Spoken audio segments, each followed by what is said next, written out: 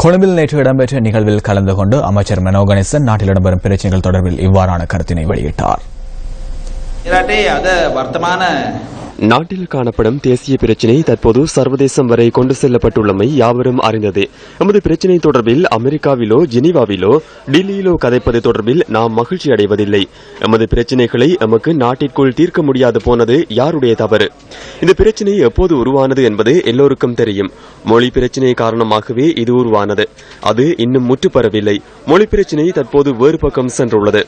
நாம் நாட்டில் உள்ள மொழிகள் தொடர்பான கொள்கையை அமல்படுத்தும் பட்சத்தில் தேசிய பிரச்சினை என அடையாளம் கண்டிருக்கும் பிரச்சினையின் சிறு பகுதி கூட எஞ்சியிருக்காது. அந்த சந்தர்ப்பத்தில் எமது பிரச்சினையை சர்வதேசத்தில் கதைக்க வேண்டாம் என எமக்கு அப்போது கூற முடியும்.